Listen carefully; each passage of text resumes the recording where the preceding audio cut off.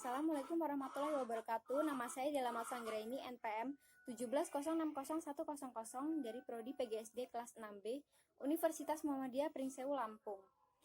Yang terhormat Ibu Dr. Anja Lisdwiana Kurniati, Magister Pendidikan selaku dosen penguji, Ibu Ari Rohmawati, Magister Pendidikan selaku dosen pembimbing pertama, dan Ibu Aska Falai Rizkiana, Magister Pendidikan selaku dosen pembimbing kedua.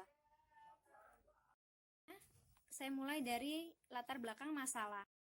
Pendidikan merupakan suatu proses yang diperlukan untuk mendapatkan keseimbangan dan kesempurnaan perkembangan makhluk hidup, individu maupun masyarakat.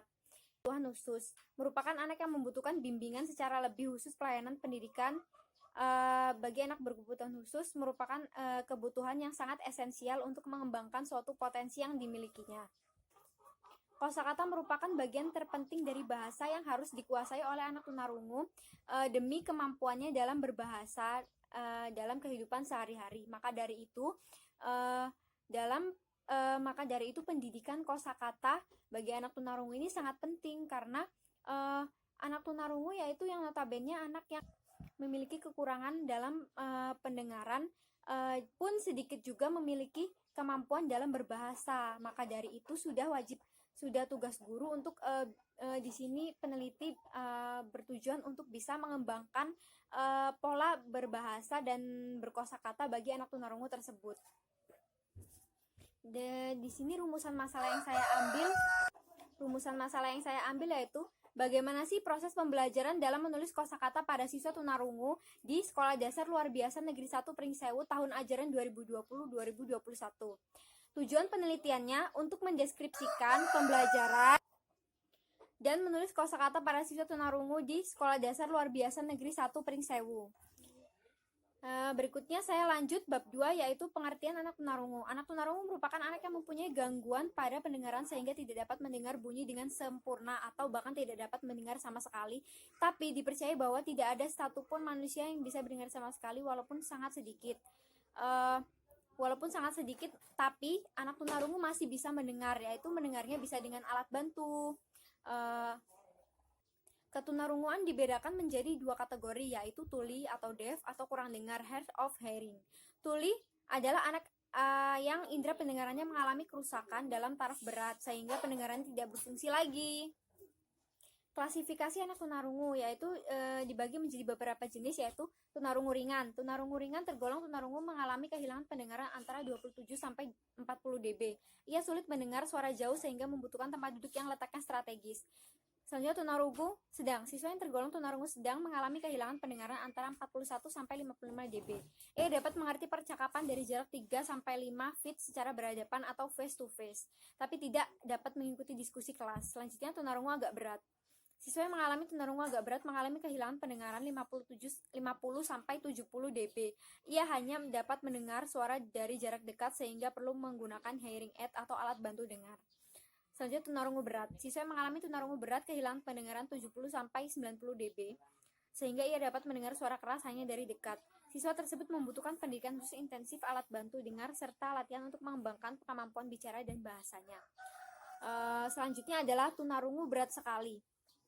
Tunarungu berat sekali tergolong mengalami kehilangan pendengaran lebih dari 90 dB. Mungkin ia masih bisa dapat mendengar suara yang keras, tapi ia lebih mengandalkan suara melalui getaran vibration daripada melalui pola suara.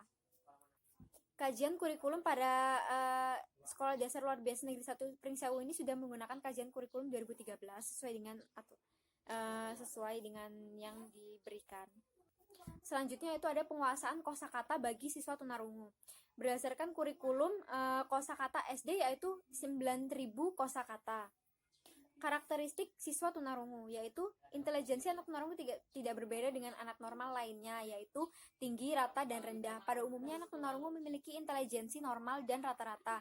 Prestasi anak tunarungu seringkali lebih rendah daripada prestasi anak normal karena dipengaruhi oleh kemampuan anak tunarungu dalam mengerti pelajaran yang diverbalkan. Selanjutnya karakteristik dari segi berbahasa dan berbicara. Kemampuan anak tunarungu dalam berbahasa dan berbicara berbeda dengan anak normal pada umumnya karena kemampuan tersebut sangat erat kaitannya dengan kemampuan mendengar. Karena anak tunarungu tidak bisa mendengar bahasa, maka anak tunarungu mengalami hambatan dalam berkomunikasi. Bahasa merupakan alat dan sarana utama seorang dalam berkomunikasi. Selanjutnya, karakteristik dari segi emosi dan sosial. Ketunarungaan dapat menyebabkan keterasingan dalam lingkungan dan pergaulan sehari-hari. Pada umumnya, keluarga mengalami kesulitan dalam melibatkan tunarungu ke dalam lingkungan. Sifat ini disebabkan oleh anak tunarungu memiliki dunia kecil akibat interaksi dalam lingkungan sekitar.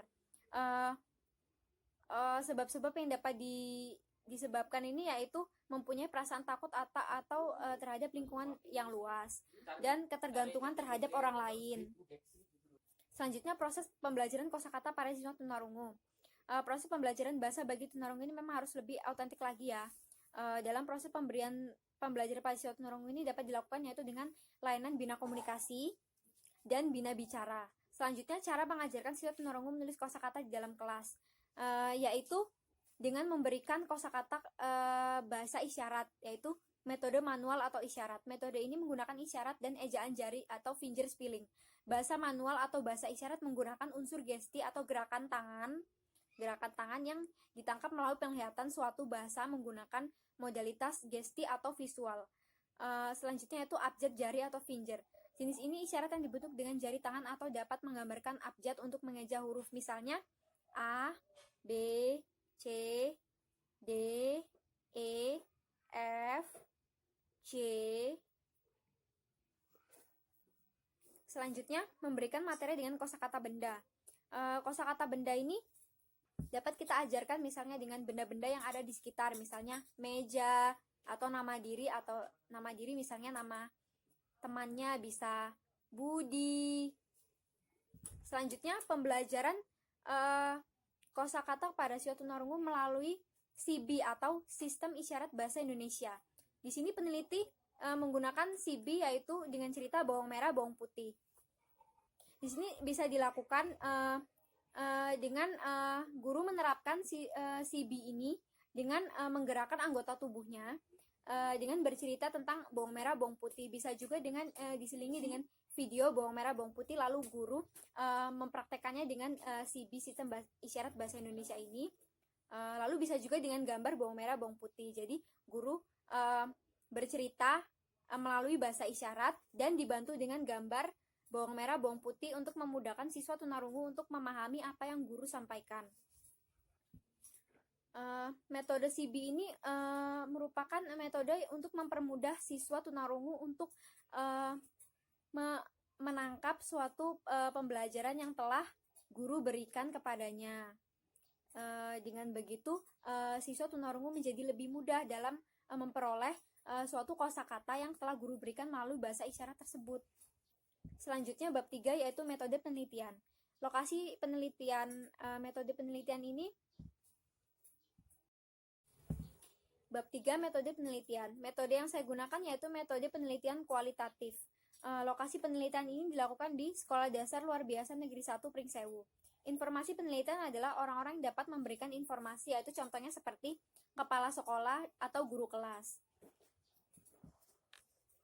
Teknik pengumpulan data. Teknik ini menggunakan pengumpulan data seperti transkrip, wawancara terbuka, deskripsi, observasi, dan analisis. Di sini yang pertama yaitu metode observasi. Observasi ini dilakukan di dalam sekolah. Pengumpulan data, tindakan, atau proses pengambilan informasi data melalui media atau pengamatan yang telah dilakukan. Wawancara dilakukan kepada pewawancara terhadap sumber yang akan diwawancarainya tersebut.